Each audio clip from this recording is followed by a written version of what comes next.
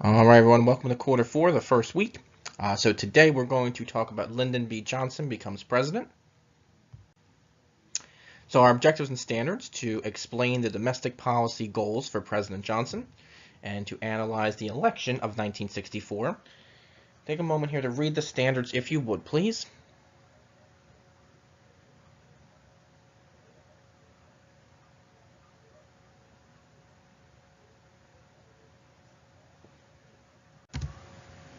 And our desired result, what were some of the domestic goals of President Johnson?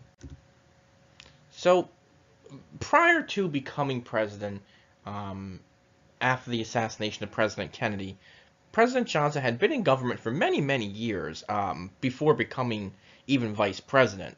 He was a senator from Texas before becoming vice president under Kennedy.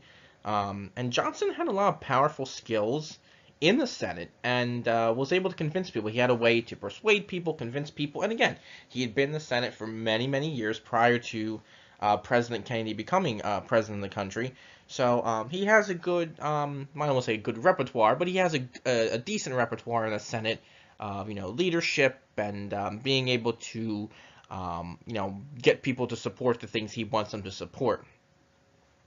He was also very influential and key in helping John Kennedy win the South during the election in 1960. President Kennedy was from Massachusetts, from the North, so obviously some people in the South felt, hey, we're not going to really trust a Northerner. So having Johnson on the ticket in 1960 helped President Kennedy win the election in 1960. So unfortunately, Johnson steps into the role of president after a national tragedy, after the assassination of President Kennedy, and one of his main goals is to achieve the policies of President Kennedy in Kennedy's memory. He wants to continue with a lot of the agenda and a lot of the things that Kennedy wanted to accomplish that unfortunately President Kennedy did not get to accomplish. One of the things he does get is he gets Congress to pass a tax reduction, which helped increase domestic growth. And Johnson also pushed for the Civil Rights Act of 1964, which we'll talk about more in the Civil Rights period in our next chapter. But that was part of Kennedy's agenda. And after the assassination of President Kennedy, Johnson will really push for that really hard, especially from the southern states. And it will pass Congress. And the Civil Rights Act of 1964 prohibits discrimination based on race, religion, national origin, and sex. It also provided the federal government with the power to enforce these laws across the country. So fighting poverty. After a lot of success with kind of, quote unquote, finishing Kennedy's agenda, Johnson begins to push his own kind of agenda, and we'll talk more about that later this week.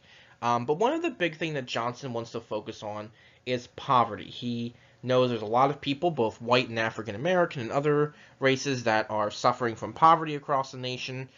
So he wants to attack that. That's one of his main goals as president.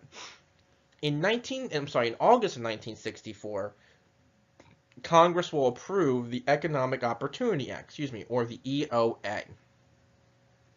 What the EOA does is it provides nearly $1 billion in funding for youth programs, anti-poverty programs, small business loans, and job training. So this is going to help bring people and support people in those poverty situations. Now, a great society. President Kennedy called his agenda the New Frontier. President Johnson, in May of 1964, is going to establish his own agenda, and he's going to call this a great society. He's saying we are going to create a great society in the United States. So this becomes known as the Great Society Agenda, pretty much. The main objective of these new policies were to end poverty, which we just discussed, and to also stop racial injustice, which the Civil Rights Act did help do, and Johnson will continue to push for that. He also wanted to establish a higher standard of living and equal opportunity for all Americans under this great society idea. Now, the election of 1964. Johnson was Kennedy's vice president, and Kennedy would have been up for election in 1964 along with Johnson. Unfortunately, President Kennedy was assassinated. Johnson becomes president.